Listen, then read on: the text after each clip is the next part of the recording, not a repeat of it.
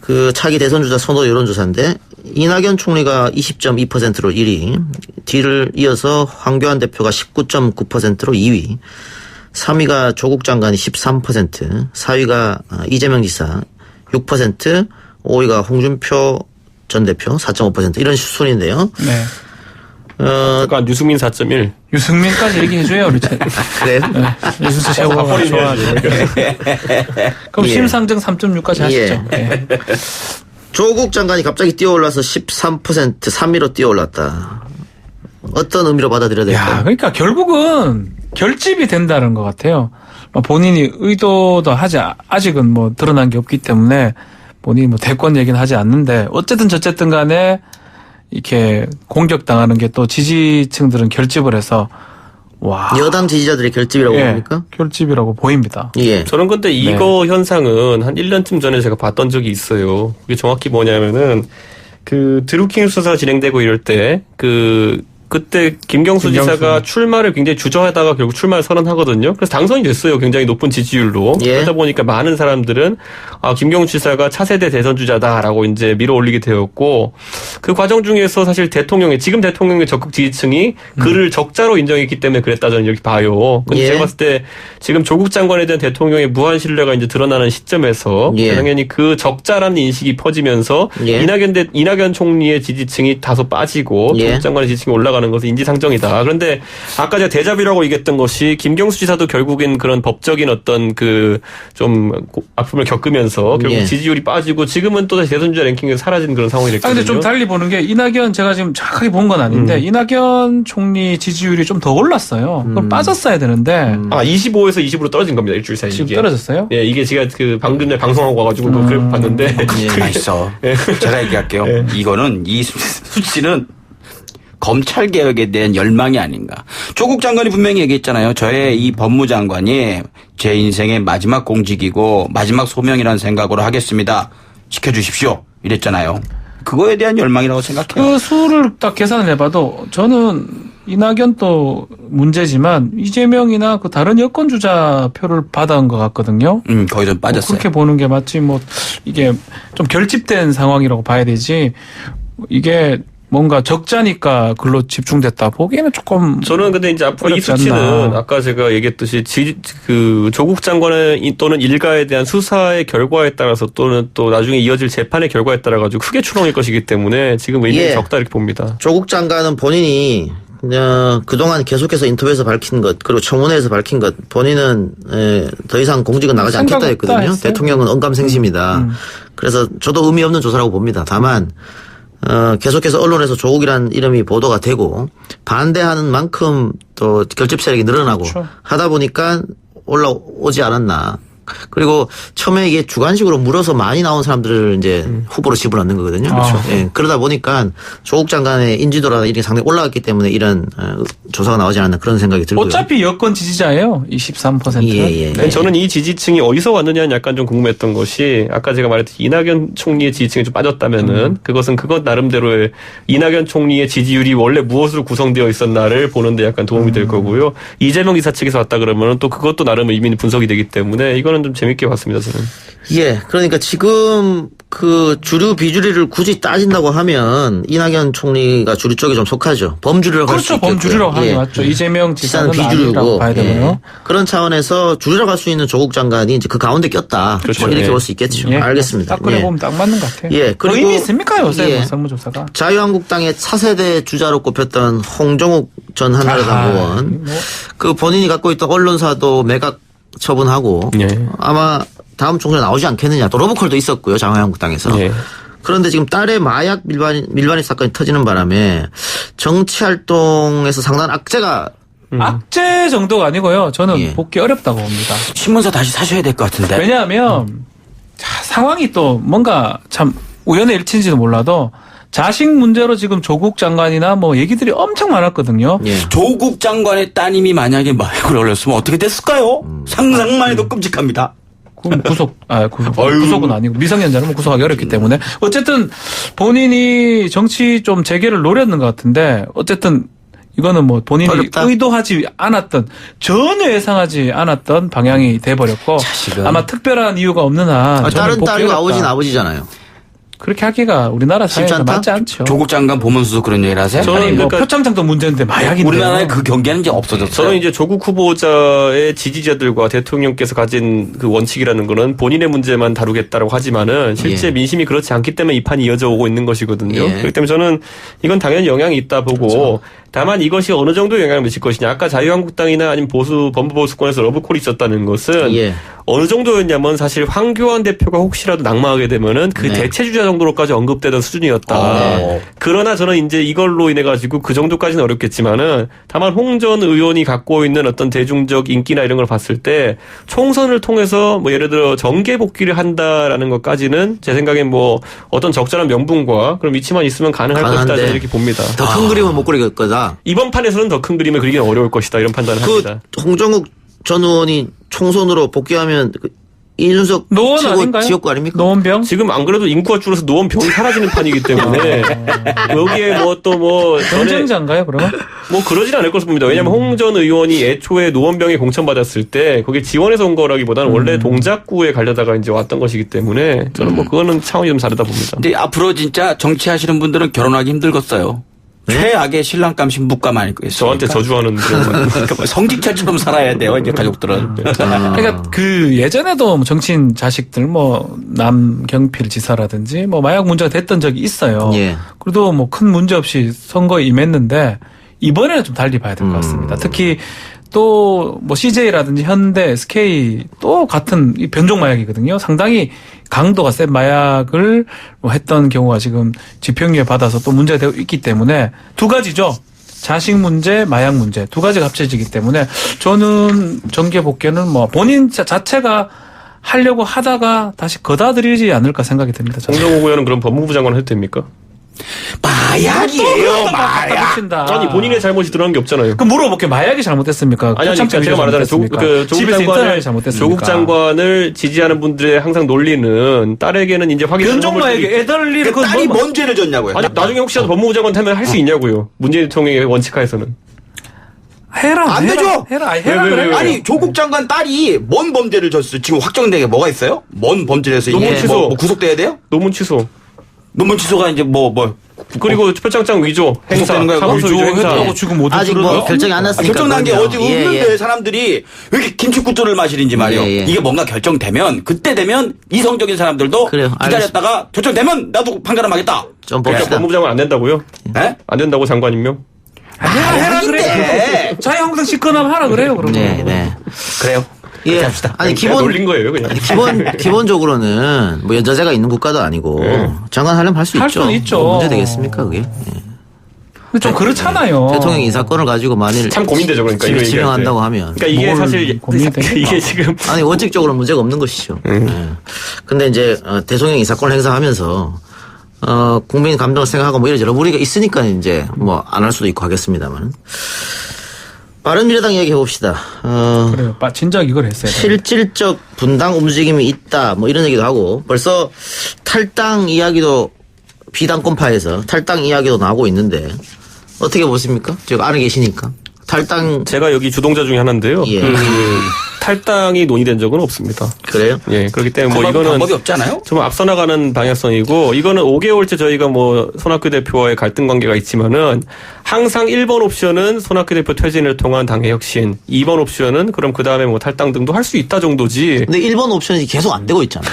근데 이렇게 제가 말씀드릴게요. 그러니까 그 1번 옵션이라는 것이 사실 불가피한 측면이 지금 생겨나가고 있거든요, 보면은. 그러니까 당내 인사들이 줄 사퇴를 하고 있고, 최근에 보면 하태경 의원 그 직무정지하면서 또 무리수 때문에 또 여론에 또 역풍을 맞았고, 또 본인이 10% 뭐 추석 때까지 10% 달성하지 못하면 사퇴하겠다 이런 말의 번복등 같은 것이 뭐 총선을 앞두고 당대표가 식언을 하는 상황들이 나오게 되면서 이거는 이제 갈수록 리더십이 붕괴되는 상황이 아닌가, 뭐 그런 상황 변화가 있기 때문에 계속 지켜보겠죠. 아니, 손학규 대표의 리더십이 흔들렸던 것은 어제 오른 일은 아니고. 처음부터 계속 흔들렸어요? 손학규 대표가 끝까지 나는 못 나간다고 하면. 어떡합니까? 방법이 없지 않느냐. 그러니까요.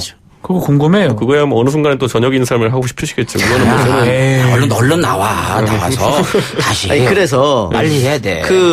비당권파 인사들 중에서 중대 결심을 할 수도 있다. 그게 탈당 아니냐 이런 질문이죠. 중대 결심을 한다면 탈당이겠죠. 근데 뭐 저는 그것도 할 수 있다 차원이지. 근데 그게 원론적으로 반복되어 오는 겁니다. 손 대표 퇴진해라. 그게 우선이다. 그런데 안 되면 뭐 어쩔 수 없지. 돈이라든지 교섭단체라든지 뭐 여러 가지 생각을 해보면 이게 탈당하기에는 힘들다 이런 거 아닙니까? 박지원 변호사가 지적한 두 가지 중에서 돈에 대한 부분은 예전에 바른정당 출신들은 돈 한 푼 안 받고 그냥 새누리당 나왔어요. 그러니까 그런 걸 감행하던 사람들이기 때문에 그거에 대해서 크게 부담을 안 가지는데 그 비례대표 의원들이 같이 나올 수 있느냐. 그러니까 안철수 대표와 뜻을 같이 하는 인사들이 다 비례거든요. 당권파에서 출당 안 시키겠죠. 안 시키겠죠. 그러니까 그 부분에 대한 어떤 협상이라든지 이런 것들이 진행될 수 있고 또 반대로 뭐 당권파라고 하는 분들 입장에서도 만약에 순수하게 본인들이 추구하는 호남 정당에 가까운 것을 하려고 한다면은 사실 뭐 이거 교섭단체만 유지한다면은 뭐 출당이라는 걸 동의할 수도 있는 부분도 있고 저는 그거는 뭐 앞으로 지켜봐야 될 부분이다 이렇게 봅니다.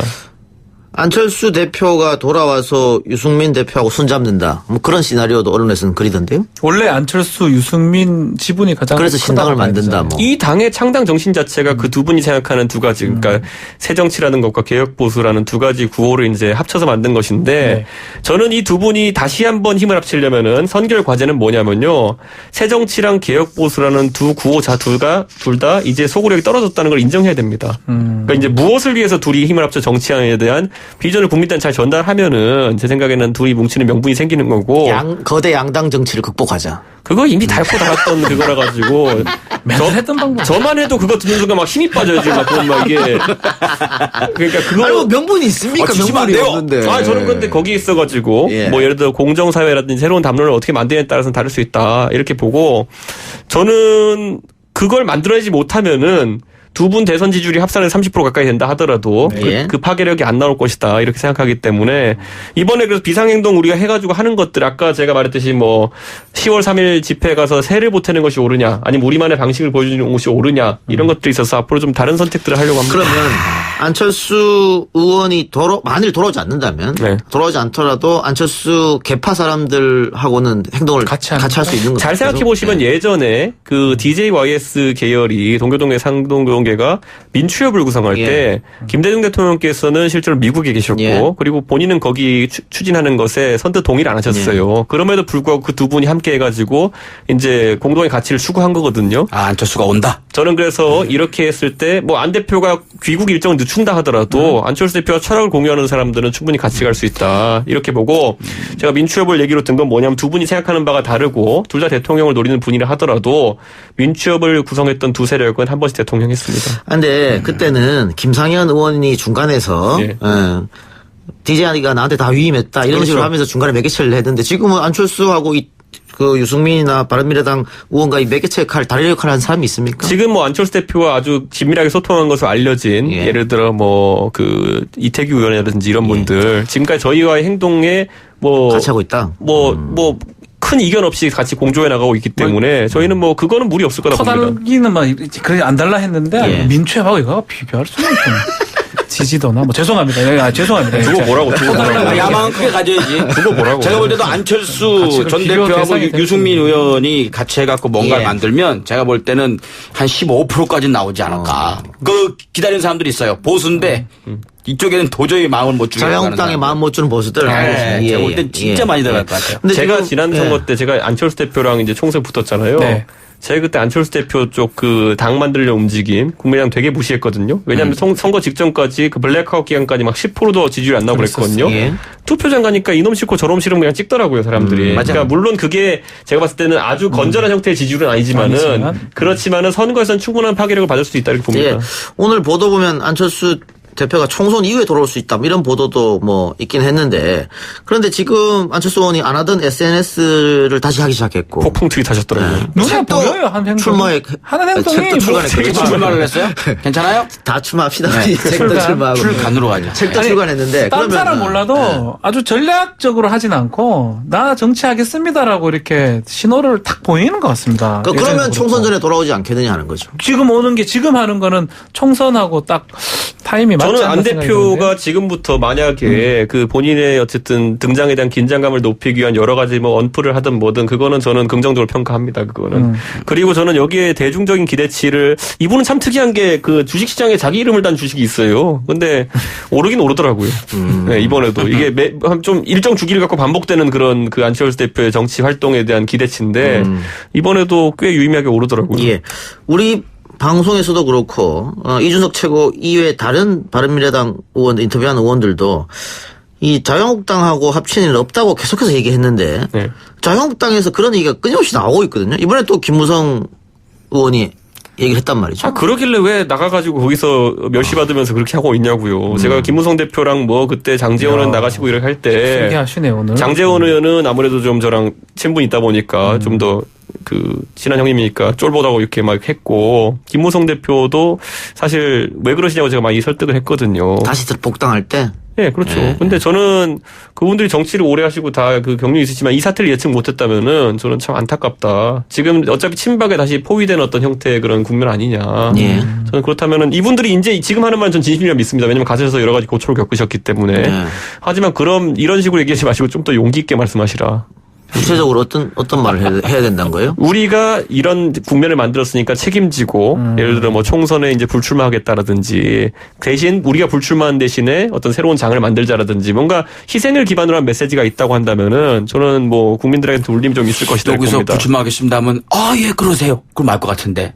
불출마는 벌써 선언했고. 아니 지금 이준석 최고 말은 친박들이 그런 희생을 해야 된다 이 말 아닙니까? 친박이든 아니면은 그 안에서 뭐 복당했던 바른정당 복당파든지 간에 복당파는 힘이 별로 없는 것 같고요. 친박이 그렇게 해줄지는 좀 의문인데요. 저는 지금 친박에 있는 분들 중에서 굉장히 지금 뭐 조금 자유한국당이 이제 조국 사태 때문에 지지율 올랐다고 해가지고 본인들이 뭔가 굉장히 세가 늘어날 거라 착각하고 있는 분들 그 보수의 확장에 본인들이 장애물이 되고 있다는 인식을 하고 이번에 통큰 결단들을 해줬으면 좋겠습니다. 박지원 변호사는 어떻습니까? 그 바른미래당 의원들이 계속해서 자유한국당과 합당은 안 한다고 선을 긋고 있습니다만은 속내는 약간의 희망을 거는 분들도 있을 것 같은데 어때요? 약간이 아니고 저는 많이 걸고 있는 것 같아요. 네. 몸하고 현실하고 다른 게 아닌가. 다르기 때문에? 머리는 절로 가 있는데 하태경 의원 빼고는요. 저는 몰라요. 제가 바라보는 시각은 그렇고 어차피 국회의원 되는 게 목적이라면 자유한국당으로 빼게가 더 가는 게 유리하죠. 전 제일 자유로운 정치하는 사람이 하태경 씨인 것 같아요. 너무 자유로운. 하태경은 정말 이 내부 총질도 아니고 외부 총질도 아니고 360% 돌려갖고. 그래서 어쩔 땐 들을 만한 일이 많아요. 그래서. 그러니까요. 경청할 때 있어요. 그래요. 네. 맞죠. 이 정치권의 뭐 이합집산이라든가 뭐 이런 것들은 우리가 선거 앞두고 이어질 테니까요. 그때 좀 지켜보도록 합시다. 제가 한 가지 참고로 드리면은 국민의당이 2016년 4월 선거를 앞두고 2월 달에 창당했더라고요. 맞아요. 2월 달에 나간다. 아니 그런 것들까지 했던 사람들이기 때문에 알겠습니다. 안철수 대표 주변의 사람들은 생각이 여유롭습니다. 예. 자, 새로운 말씀 다음 주 또 듣겠습니다. 수고하셨습니다. 네, 감사합니다. 오늘 저희가 준비한 순서는 여기까지고요. 저는 내일 다시 돌아옵니다. 고맙습니다.